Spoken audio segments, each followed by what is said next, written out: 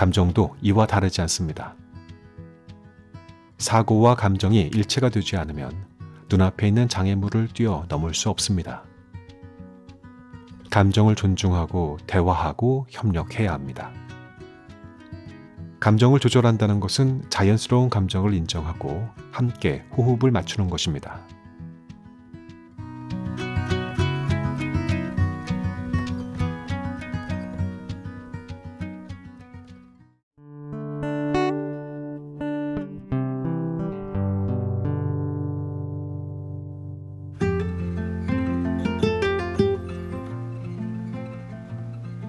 어서 오십시오.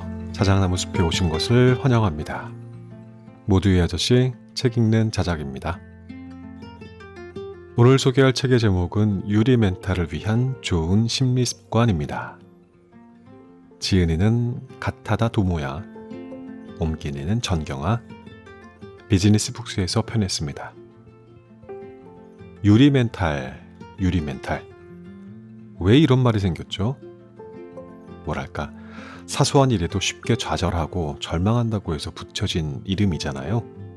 유리처럼 정신력이 쉽게 깨지는 사람이다 라고 해서. 나는 스스로 정신력이 엄청 강한 사람이야 라고 말할 수 있는 사람이 혹시 흔한가요?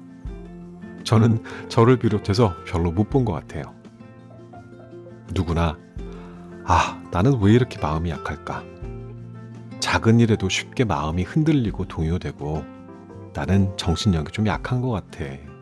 이런 내가 진짜 마음에 안 들어.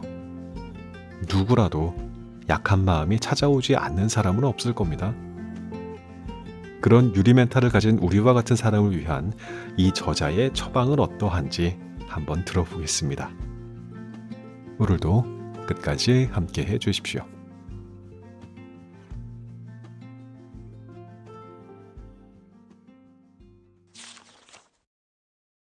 누구나 한 번쯤은 유리 멘탈이 된다. 나는 왜 이렇게 마음이 약할까?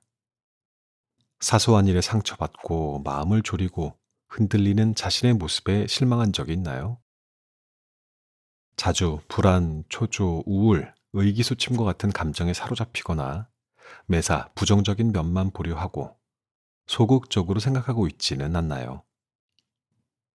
지금까지 여러분은 마음을 강하게 만들고 싶어서 이런저런 시도를 해왔을 겁니다. 그 결과 여러분의 마음은 얼마나 강해졌나요? 노력과 좌절을 반복하다 제대로 방법을 찾기도 전에 포기해버리지는 않았나요? 저는 여러분의 마음이 왜 강해지지 않는지 알고 있습니다. 이유는 아주 간단합니다. 마음이 약한 것, 즉 유리 멘탈을 부정적으로 보기 때문입니다. 약한 모습을 발견하는 즉시 감추거나 없애버려야 한다고 생각했을 겁니다.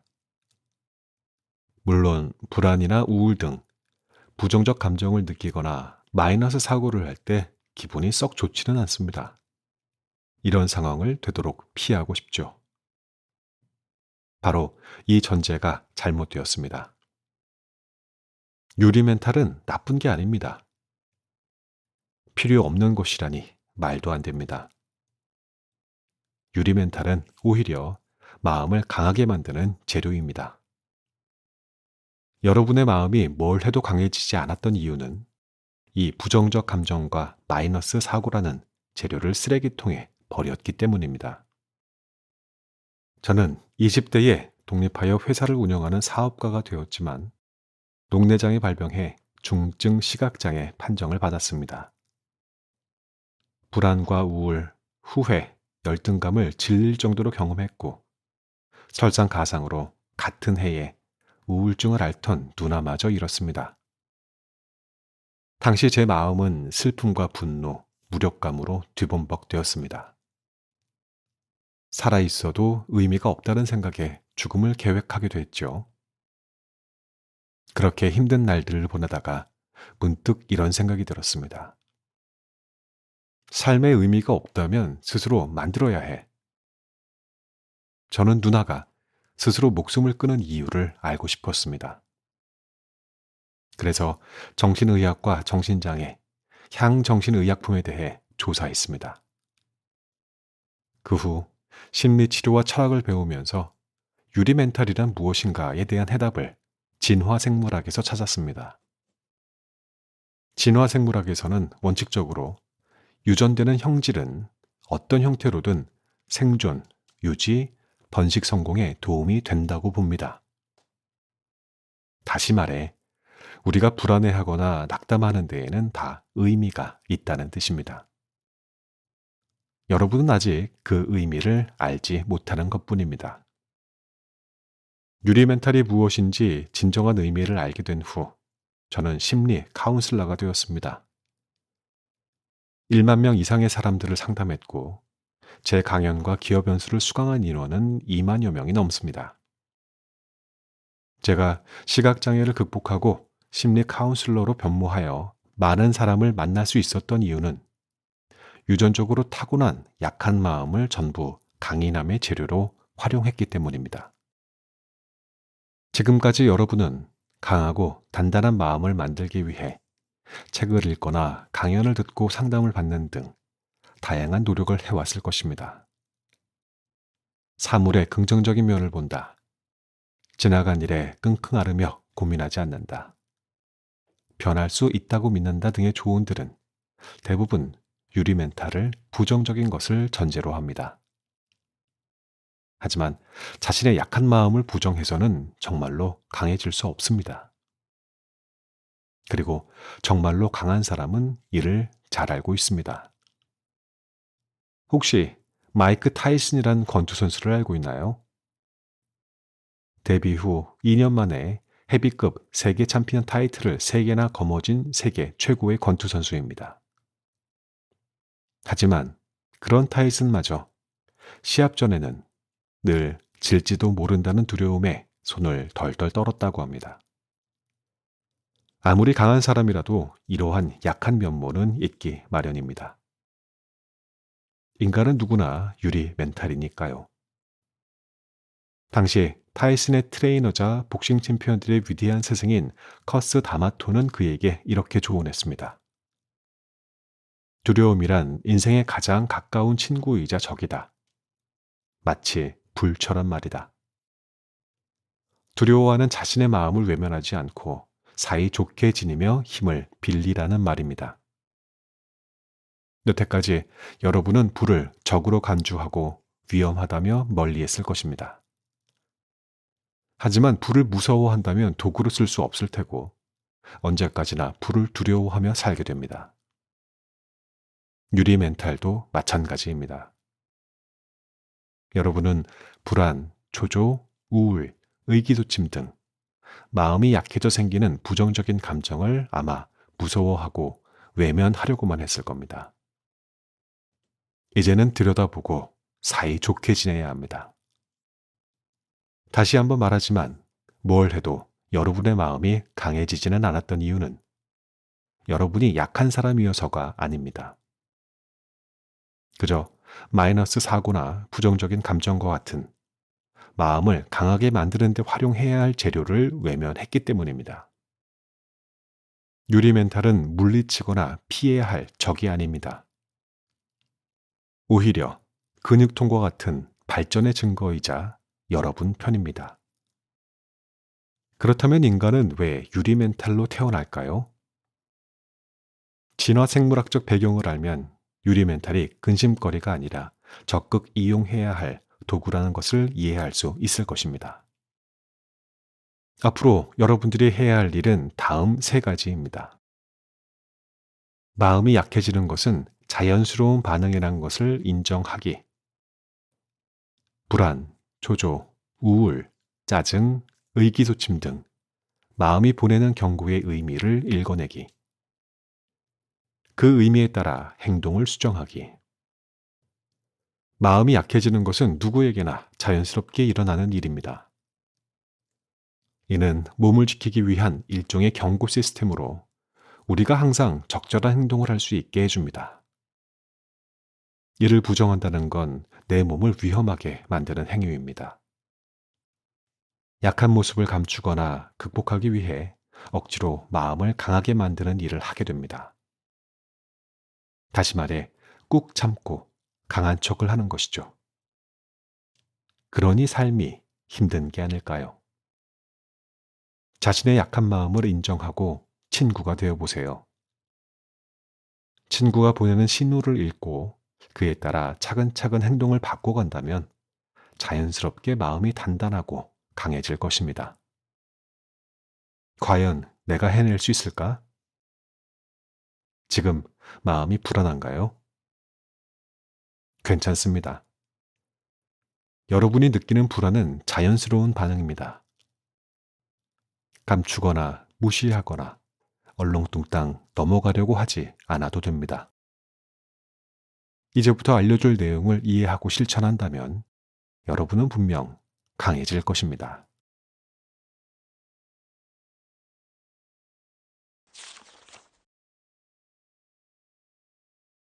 마음이 원래 약한 사람은 없다.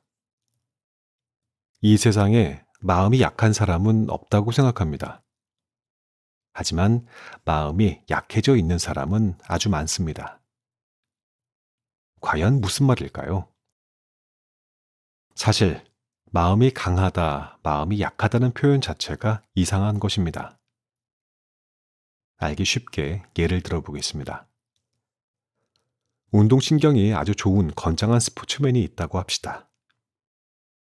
이 스포츠맨이 강한지 약한지 물어본다면 모두가 강한 사람이라고 대답할 것입니다. 그런 강한 사람이 감기에 걸리면 어떻게 될까요?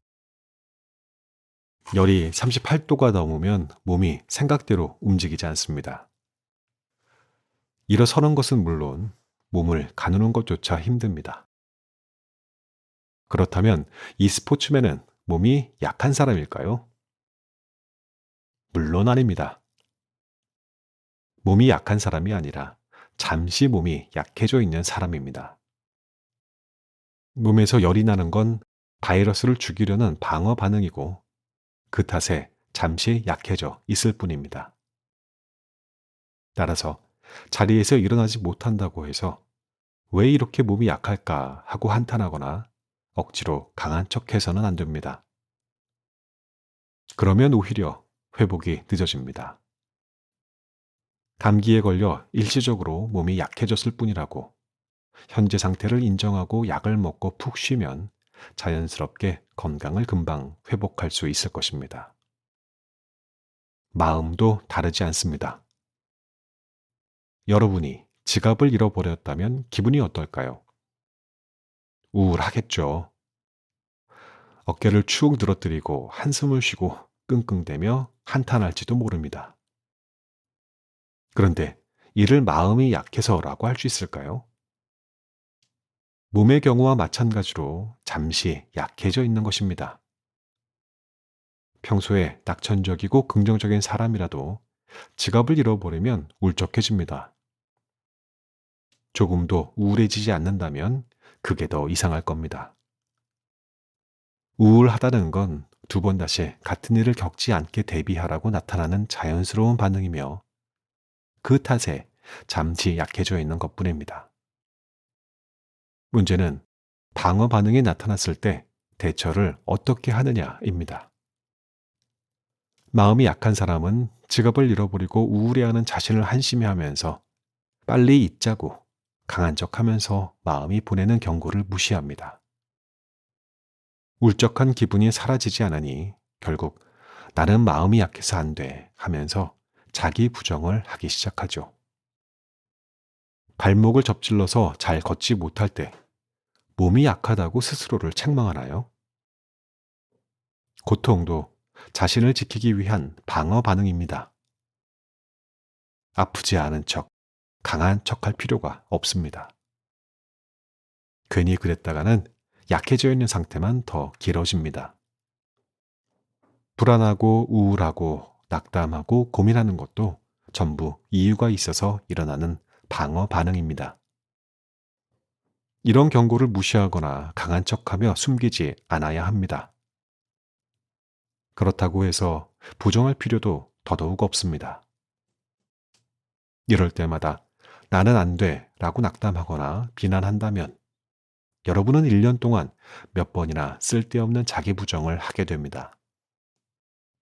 그렇게 부정하면 할수록 자기 자신이 싫어지고 자기의 불신, 말 그대로 자기 자신을 믿기 힘들어집니다. 한 번 더 강조하지만 이 세상에 마음이 약한 사람은 없습니다. 그저 잠시 약해져 있는 것을 인정하지 않고 사사건건 자신을 탓하다가 기어코 스스로를 믿지 못하게 된 늘 약해져 있는 사람이 있을 뿐입니다.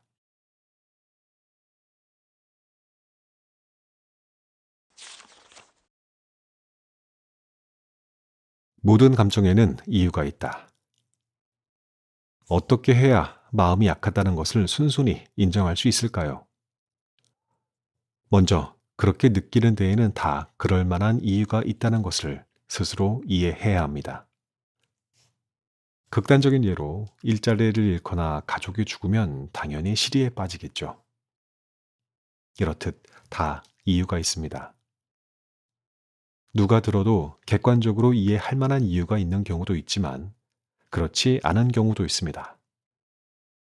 문자 메시지를 보내고 2, 3분도 안 돼요. 왜 읽어놓고 답장이 없지 하면서 불안해하는 등 객관적으로 봐도 도가 지나치거나 왜 그렇게 느끼는지 도저히 이해하기 힘든 경우입니다. 만약 이러한 사소한 일로 우울해하다니 한심해 라는 생각이 들어도 그렇게 느낄 만한 이유가 있다는 것을 절대로 잊지 마세요. 저는 친구와 오후 1시에 만나기로 했다면 30분 전에는 약속 장소에 도착해야 마음이 편합니다. 행여 차가 막히거나 전철이 지연되면 약속 시간 5분 전이어도 좌불안석하여 어쩔 줄 모릅니다. 물론 약속 시간에 늦은 적은 한 번도 없습니다. 일찍 집을 나서니 변수가 생겨도 초조해야 할 필요가 전혀 없죠. 친구와의 약속이라면 조금 늦어도 친구가 이해해 주리라는 것을 잘 알면서도 웬일인지 마음이 몹시 불안합니다. 이런 제 모습이 한심하다고 생각할 수도 있습니다. 하지만 그렇게 느낄 만한 이유가 있다는 것을 의심하지 맙시다. 저는 원래 정해진 시간은 반드시 지키려고 하는 편입니다. 게다가 시각장애인이 되고 나서는 전철을 놓치거나 반대 방향으로 타고 길을 몰라서 헤맨 경험이 여러 번 있어서 더 불안해하는 것입니다. 예상하지 못한 일이 생겨도 늦지 않게 여유를 갖고 도착할 수 있음에 안도하고 반대로 여유가 없이 도착하면 굉장히 불안해합니다. 가치관이나 경험 등 다양한 요인들이 섞여서 그렇게 느끼는 것입니다. 그렇게 느낄 만한 이유가 반드시 있다고 하지만 객관적으로 누가 봐도 이해하기 어려울 때도 있습니다. 그래도 여러 주관적 요인들이 얽히거나 의미가 있어서 그렇게 느낀다고 생각해야 합니다. 설령 의사나 심리 카운sel러가 이해하지 못해도 여러분 자신이 자각하지 못해도 여러분의 마음은 그 이유를 알고 있습니다.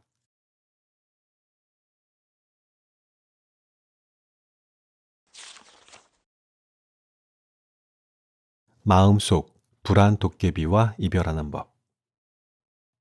많은 사람들이 불안을 없애는 방법을 알고 싶어 합니다. 물론 그 마음은 충분히 이해합니다. 저도 인간관계, 외출, 장래 등 만사가 불안해서 아무것도 하지 못했던 적이 있습니다. 하지만 그러한 불안은 전부 의미가 있어서 생긴 것입니다. 적이라며 멀리 할 게 아니라 사이좋게 지내며 이용해야 합니다. 불안을 내비게이션이라고 생각하면 이해하기 쉬울 겁니다. 내비게이션에 목적지를 설정하면 목적지까지 가는 길을 자동으로 안내해 줍니다. 만약 길을 잘못 들면 내비게이션은 경로를 재탐색합니다 하면서 가던 길을 수정하라고 알려줍니다. 불안도 마찬가지로 행동을 수정하세요 라는 경고입니다. 불안의 경고를 무시하고 참고 지내는 것은 시끄럽게 울리는 알람 시계를 이불로 덮어버리는 것과 같습니다.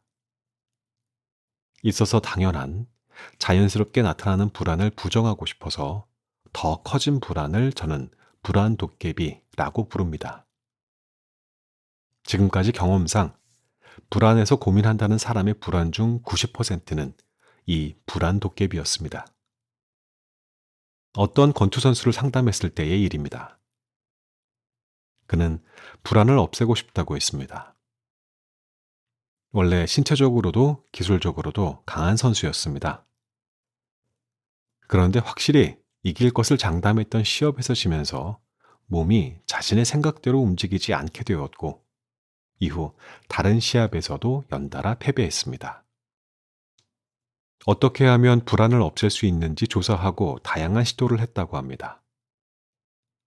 프로 야구 선수가 슬럼프에 빠질 때 다니는 전문 병원에서 치료를 받고 불안해지지 않는 암시도 걸어봤지만 뭘 해도 시합 전 불안 증세는 사라지지 않았습니다. 불안이 없어지지 않는 한 절대 이기지 못할 것 같아. 이제 어떻게 해야 할지 모르겠어 라는 생각은 불안 도깨비의 전형적인 예라고 할 수 있습니다. 처음 그를 만났을 때 저는 이렇게 물었습니다. 왜 불안이 커졌는지 아세요? 그는 제 정신 상태가 약해서 그런 것 아닌가요? 하고 대답했습니다. 그건 아닙니다.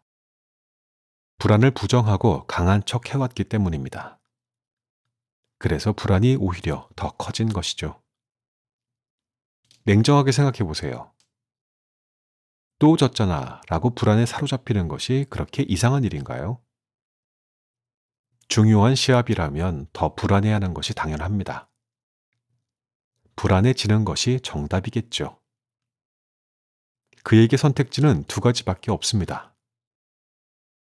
도망치거나 싸우거나, 즉, 시합을 포기하고 패배하여 기대를 저버림으로써 위험을 제로로 만들 것인가, 아니면 이겨서 주변 사람들의 기대에 부응할 것인가 중 하나를 선택해야 하죠. 이 경우 위험을 피하는 것이 가장 현명한 선택이었습니다. 불안이라는 감정은 그 선택으로 이끄는 동기부여였던 셈입니다. 그는 불안을 부정한다는 자각마저 없었습니다. 코치가 늘 그에게 네가 불안한 건 마음이 약하기 때문이야 라고 했다고 합니다. 그가 불안을 부정하고 계속 강한 척하는 것은 주변 사람들이 그런 모습이기를 강요했기 때문입니다. 그는 저와 대화하면서 불안은 적이 아니라 오히려 내 편이라는 것을 깨달았다고 합니다. 시합 일주일 전에 그는 이렇게 말했습니다. 여전히 불안합니다. 질까봐 두렵습니다. 하지만 지금은 불안해질까봐 불안하지는 않습니다. 연습량을 늘려도 새로운 기술을 고안해도 상대의 전술을 완벽하게 분석하고 대응하려 해도 불안을 완전히 없애는 것은 불가능합니다. 이긴다는 확신도 할 수 없습니다. 아무리 준비해도 불안한 마음은 남죠. 운동이든 일이든 인간관계든 모두 마찬가지일 것입니다. 그래도 불안으로 나타나는 경고를 따라 해야 할 일은 전부 해냅니다. 그러면 할 수 있는 것은 전부 했다는 자신감, 자신에 대한 믿음이 생깁니다. 그것이 내면에서 우러나오는 진정한 강인함입니다. 그의 시합 결과를 알려드리면 판정승이긴 하지만 오랜만에 승리했다고 합니다. 불안은 나쁜 것도 우리의 적도 아닙니다. 오히려 내 편이며 안전하게 살아갈 수 있도록 안내해주는 내비게이션입니다. 불안한 것은 여러분의 마음이 약해서가 아니라 오히려 위기관리에 뛰어난 훌륭한 마음을 가졌다는 증거입니다. 그러한 강점이 있기에 안전하게 살아가기 위해 일단 불안해진다는 것을 깨닫기 바랍니다.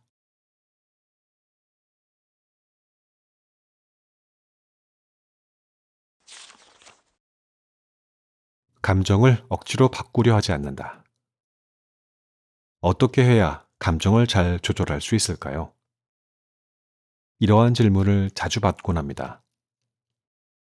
감정이란 마음에서 자연스럽게 일어나는 느낌 또는 기분입니다. 억지로 바꾸려 하면 더 엇나가게 됩니다. 우울함을 털어버리고 어서 힘을 내야지. 이렇게 생각해도 좀처럼 의욕이 나지 않습니다. 긴장하지 말자고 생각할수록 몸과 마음은 딱딱하게 굳어집니다. 감정을 조절하려고 해봤자 뜻대로 되지 않습니다.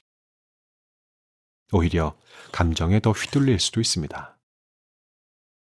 감정을 원하는 대로 조절하지 못하는 이유는 무엇일까요?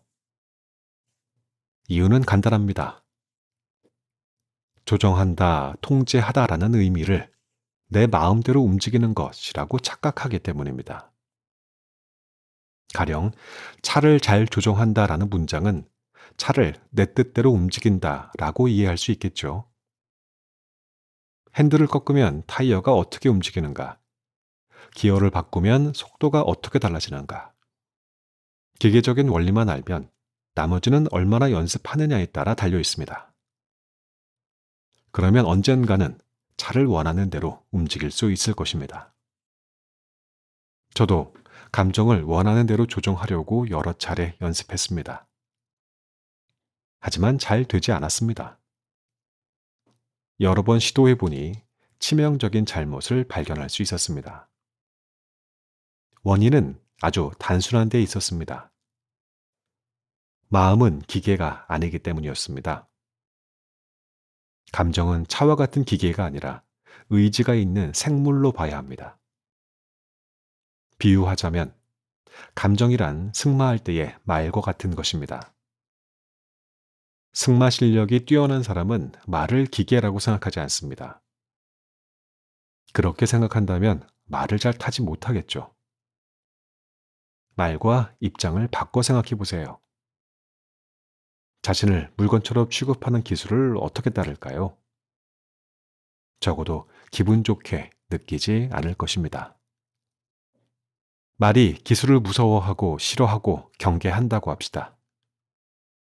이렇게 서로 신뢰하지 않는데 말이 기수가 원하는 대로 움직여줄 리가 없습니다. 당연히 거부하겠죠. 승마란 사람과 말의 교감이 중요합니다.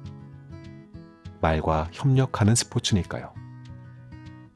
감정도 이와 다르지 않습니다. 사고와 감정이 일체가 되지 않으면 눈앞에 있는 장애물을 뛰어넘을 수 없습니다. 감정을 존중하고 대화하고 협력해야 합니다.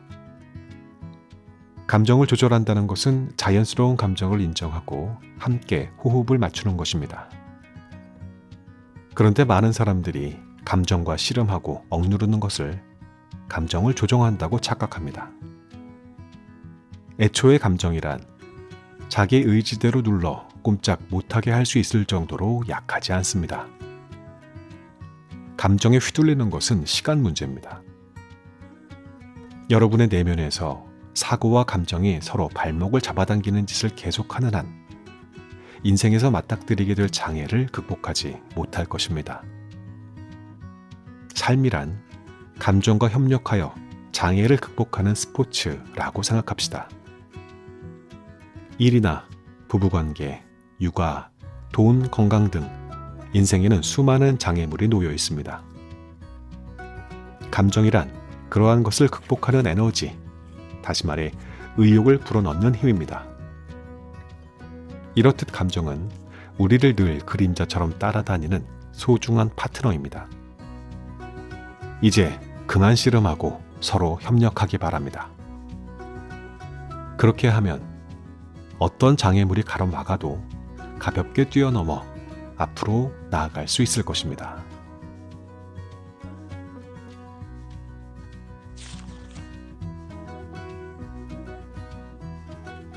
이 책의 낭독은 여기까지 하고 저는 이만 물러갑니다. 다른 좋은 책으로 또 금방 돌아오겠습니다. 그때까지 안녕히들 계십시오.